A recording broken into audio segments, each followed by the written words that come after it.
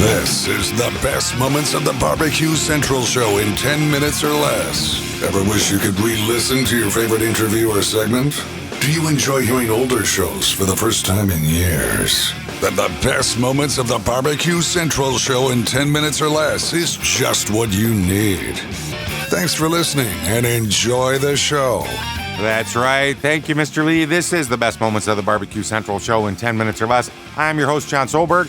Today's show is being brought to you by The Butcher Shop, purveyors of highly sought-after 100% Australian non-crossbred Wylara 9 Plus briskets. And as always, handpicked just for you. The Butcher Shop has been retailing the finest meats for the past 15 years and is run by the father and son team of Kevin and Jordan Green. Every week, they're shipping out competition-quality meats to many of the biggest names in the competition scene across the nation. Simply put, teams who use The Butcher Shop win, and they win often. Not a competitor, but still have an eye for the finer cuts?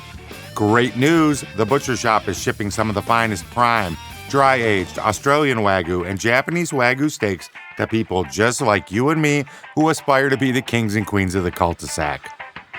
The Butcher Shop always has Berkshire, Compart Duroc, Allegiance Duroc, and Prairie Fresh all-natural pork in stock, and again, it's always going to be hand-picked just for you. Now, I know you might be saying, John, this all sounds great, but I want some exotic stuff. Well, rest easy knowing the Butcher Shop will get you your next elk steak or camel roast. They'll get it shipped out promptly. Yes, that's right, I said camel. So let's review. The best competition briskets, check. The best pork selection, check. Giving you better options to cook at home, check. So give the Butcher Shop a call today. 850-458-8782. That's 850-458-8782. Be sure you mention the BBQ Central Show for 10% off your entire order each and every time. You can also interact with them on their Facebook page, facebook.com/The Butcher Shop. Shop is spelled S-H-O-P-P-E. The Butcher Shop, home of the 100% non-crossbred Wylara 9 Plus briskets. And here's what's going on in today's show from November the 8th, 2016. Greg's going to catch up with Sterling Ball, talk a little King of the Smoker.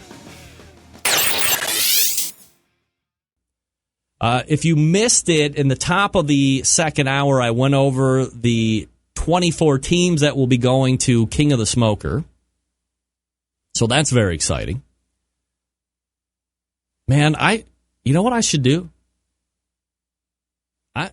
I should just call Sterling Ball and see how he came up with this. Should I? Let's see here. Sterling's always good for a segment. He doesn't care. Let's see what happens. I'm just going off the cuff. I'm even going to be unprofessional and just call. Let's see what happens. I mean, you never know. Sterling always down for a conversation. Unless he's busy. Sterling. Hello. Hey. Frempy. How are you, Revdy? Hey! Hey, Sterling, we're live on the show tonight. Oh, thanks for the warning. Yeah, well, I mean, I'm just dialing numbers, dialing and smiling, and, you know, I'm doing my robocalls, making sure everybody's getting out to vote, so I just wanted to make sure you got out and voted today.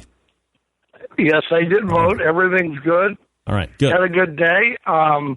You know, as you know, we released the King of the Smoker name, so that's pretty fun. Sterling, in regards to that, and this is impromptu, so just jump off whenever you need to and actually do real work. When you release the King of the Smoker list, and obviously, you know, we've been doing this now for a good base of years, so we know some people are going to be left off and some people are going to be put on. Do you find it at all disheartening when you get the vitriol, whether it's personal or, you know, put out there on Facebook that I should have been invited, why didn't I get invited stuff? Well, I think the hardest thing is, you know, first of all, we're not very objective in barbecue. And some people, there's a lot of people trying to do a list, but, you know, I don't know. I think the one thing to explain to people, it's not the top 24 teams in KCBS. It's usually the top 10 for sure. Okay, and then after that, you know, I got to make room. I like to have a batting average team. I reserve a spot for the defending champ because I think that's really important. I like to have legends. I like to have people who may have, that have over the last 4 or 5 years been dominant. I like to favor people that have won majors. I like to favor people who've won Team of the Year. It's more than what you've done this year. Do you think it would be easier for people to palate if somewhere on the King of the Smokers website it said, here's kind of our working list of criteria on teams we would invite, so that might deflect some of that? Or maybe a little bit, it's just kind of fun to hear what people say, I got snubbed, you got snubbed. Well, we had somebody who got snubbed, and we worked through it, and they're fine. Really, I don't think there was much controversy this year at all. The first year was terrible. I mean, it's like, who do you leave off once you explain what it is? And, right now there's a possibility of a cancellation, and there's 2 teams tied right now that I told them that probably you're going to have to see how you do this week and let that determine it. But I don't think, I don't think it's possible. First of all, I don't want to have a contest with just the top 24 in KCBS. Okay, I really like having a contest with Myron Mixon there and Tuffy Stone and Johnny Trigg and Chris Lilly, and Chris Lilly won the first one. Yeah, I like rewarding somebody like Little Pigtown who won it before. I like having a batting average team like Jeremy Moyers. I mean, Travis Clark's first appearance in the King of the Smoker was because he'd won so many and so few tries when he was coming up. Chad Hayden and Moonsliners. He was a guy who always cooked like 7 times and won 5 contests, never got invited to anything. So those are some of the things that we like to have and we like to do. It is important from somebody as an outsider looking in, and we all know I'm not a competitor, right? But the key word is invitational. So I think it's unfair for any team, regardless of how well they think they are doing or where they are in the ranking, to expect that if I've achieved X, then I should be invited to an invitational, because that's kind of a counterproductive thought. And I'm not singling anybody out, but I'm just saying as a whole, you shouldn't have that look, hold on Facebook, let's look at this right. We have 11,873 people have looked at it in 24 hours. We have 43 shares and 39 comments. 2 negative comments. There's 121 likes. There's no way, even if you had the top 24, that somebody wouldn't feel snubbed. I mean, and I'm not out to snub anybody. Right. I'm out to create a unique event. And you know what? You have to have some leeway as the promoter. If you don't have some leeway, and let me tell you another thing. What I would tell people's social media accounts, if you're somebody who rips your score sheets up and swears at the promoter and is a bad loser, there's chemistry, there's sportsmanship, there's a lot of things that go into this. So, it isn't just how you cooked. All right, so let's back out just for a second. And for the folks that might be new tonight to the show or just kind of finding barbecue, tell us a little bit about King of the Smoker, where the idea came from, and what brings this now vaunted competition and sets itself apart from some of the other ones that are out there. Well, first of all, you've got a very unique and eclectic mix of great cookers.